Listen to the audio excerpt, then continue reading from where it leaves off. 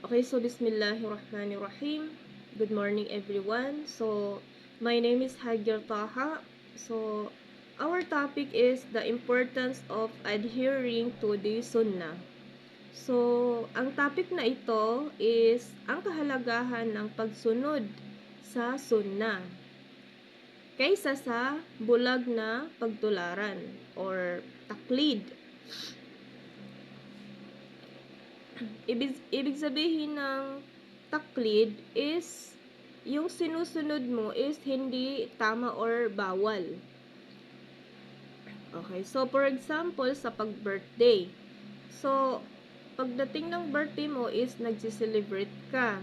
So, yun po yung example ng taklid or bulag na pagtularan. So, migganduli ka para sa birthday mo. So, napapaloob siya sa taklid na tinatawag. Ibig sabihin ng taklid ay bulag na tinutularan. Okay. So, ang trabaho ng taklid na ito is inaabala niya ang mga tao para ma-reject ng mga tao ang sunnah of Prophet Muhammad sallallahu alaihi wasallam. Okay. Trabaho ng ittiba'a. Ang trabaho ng ittiba'a ay ang pagsunod sa mga patakaran ng Islam batay sa pag-unawa at pag-aaral, hindi sa bulag na pagsunod. Ibig sabihin nito ay yung mga ginagawa mo ay may pang-unawa at pag-aaral sa Islam. Na ang process nito ay naunawaan mo na ito ay nagsisimula sa Quran at Sunnah.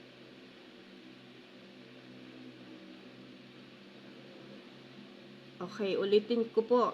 Ang trabaho po ng ittiba'a ay yung ginagawa mo ay nauunawaan mo. Naaayon siya sa Sunnah, naaayon siya sa Quran, pati sa Sunnah. So, yun po ang trabaho ng ittiba'a. Okay. Ang taklid naman, ang trabaho niya is ito yung sumusunod ka sa mga uso, yung mga sumusunod ka sa nagbe-birthday, Mother's Day, Father's Day, nagsi-celebrate ka, ano pa, yun po yung example ng taklid. Ibig sabihin ng taklid is bulag na pagtularan. So, ang trabaho ng taklid na ito is inaabala or inaabala niya ang mga taong Muslim para ma-reject ng mga taong ito ang sunnah of Prophet Muhammad sallallahu alaihi wasallam. Okay, so meron tayong tinatawag na ittiba'a. Ang trabaho ng ittiba'a na ito is ang pagsunod sa mga patakaran ng Islam batay sa pag-unawa at pag-aaral.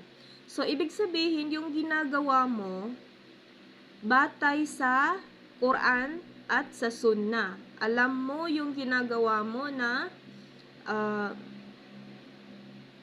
yung ginagawa mo ay batay sa Quran at sa Sunnah. Yun po ang trabaho ng ittiba'a, kabadinidtuan. So, taklid versus kabadinidtuan, ang taklid is bulag na pagtularan.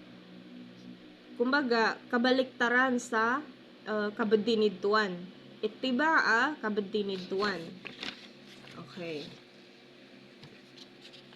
Next, the importance of adhering to the Sunnah, teachings and practices of the Prophet Muhammad sallallahu alaihi wasallam over blind imitation or taklid, ittiba'a, verses often cited in discussion about taklid, Surah An-Nisa 4:59, O you who believe, obey Allah and obey the messenger and those in authority among you. Surah An-Nahl 16:43, So ask the people of remembrance if you do not know.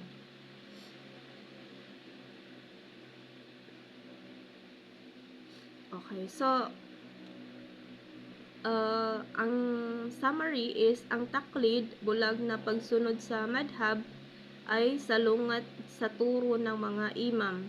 Ang Quran at Sunnah ang dapat na batayan, hindi ang opinyon ng tao. Ang tunay na hadith ay mas mahalaga kaysa opinyon ng madhab.